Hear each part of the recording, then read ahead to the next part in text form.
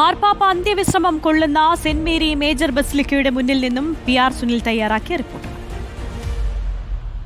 ഞാൻ നിൽക്കുന്നത് വത്തിക്കാനിലെ saint Mary's ബസിലിക്കയ്ക്ക് മുമ്പിലാണ്. ഇവിടെയാണ് ഫ്രാൻസിസ് മാർപ്പാപ്പ അന്ത്യവിശ്രമം കൊള്ളുന്നത്. ഇന്ത്യൻ സമയം 4 മണിയോടുകൂടിയാണ് ഫ്രാൻസിസ് മാർപ്പാപ്പയുടെ ഭൌതിക ശരീരം ഇവിടെ സെന്റ് മേരീസ് ബസിലിക്കയിൽ എത്തിച്ചത്. ഏതായാലും മൃതദേഹം ഭൌതിക ശരീരം എത്തിച്ച ശേഷം ബസിലിക്കയുടെ കവാടങ്ങൾ അടച്ചതാണ്. അകത്ത് പ്രാർത്ഥനകൾ നടക്കുന്നുവെന്നാണ് മനസ്സിലാക്കാൻ കഴിയുന്നത്. ഫ്രാൻസിസ് മാർപ്പാപ്പയുടെ ആഗ്രഹപ്രകാരമാണ് അദ്ദേഹത്തിന്റെ സംസ്കാരം സെന്റ് മേരീസ് ബസിലിക്കയിൽ നടത്തിയത്.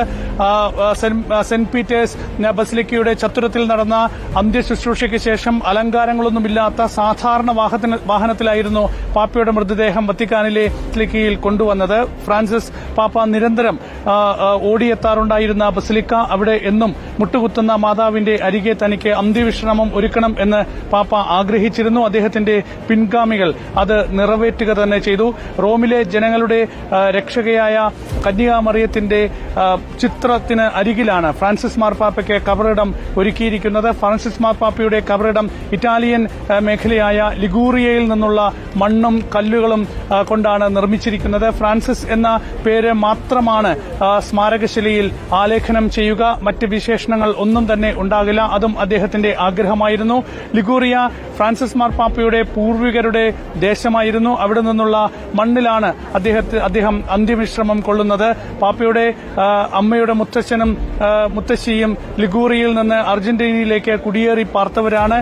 മാർപ്പാപ്പയായി ചുമതലയേറ്റ ശേഷം ഫ്രാൻസിസ് പാപ്പ മേരി മേജർ ബസിലിക്കയിലെ കന്യകാമറിയത്തിന്റെ ചിത്രത്തിന് മുന്നിൽ പ്രാർത്ഥിക്കാനെത്തുന്നത് പതിവായിരുന്നു. വത്തിക്കാന് പുറത്തേക്കുള്ള ഓരോ യാത്രകൾക്ക് മുൻപും ശേഷവും ഫ്രാൻസിസ് പാപ്പ ഇവിടെ പ്രാർത്ഥിക്കാനെത്തും. ഏറ്റവും ഒടുവിൽ 38 ദിവസത്തെ ആശുപത്രിവാസത്തിന് ശേഷവും മാർപ്പാപ്പ ഇവിടെ സന്ദർശിച്ചിരുന്നു. പരിശുദ്ധ കന്യകാമറിയത്തിന്റെ പേരിലുള്ള റോമിലെ ഏറ്റവും വലിയ ദേവാലയമാണിത്. നൂറ്റാണ്ടുകൾ പഴക്കമുള്ള ബസിലിക്ക. ഇതിന്റെ നിർമ്മാണം ആരംഭിച്ചത് ക്രിസ്തുവർഷം 432-ലാണ്. പിന്നീട് പലവട്ടം പുതുക്കി പണിയുകയും മോടി പിടിപ്പിക്കുകയും ചെയ്തു.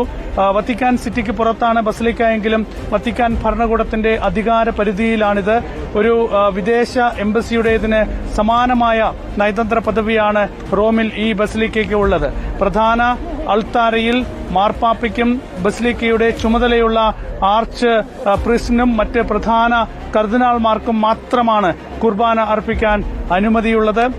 റോമൻ വാസ്തുവിദ്യയുടെ മികച്ച ഉദാഹരണങ്ങളിലൊന്നാണ് സെന്റ് മേരീസ് ബസിലിക്ക. 5-ാം നൂറ്റാണ്ടിലെ മാർബിളുകൾ ഉപയോഗിച്ചുള്ള തറയാണ് ഇപ്പോഴുമുള്ളത്. മേൽക്കൂരയിൽ സ്വർണം ഉൾപ്പെടെയുള്ളവ ഉപയോഗിച്ച് രൂപം നൽകിയ ചിത്രപ്പണികളുണ്ട്. റോമിലെ ഏറ്റവും ഉയരം കൂടിയ ബസിലിക്കയാണിത്. 75 മീറ്റർ ഉയരമുണ്ട്. 92 മീറ്റർ നീളവും 80 മീറ്റർ വീതിയുമുണ്ട്.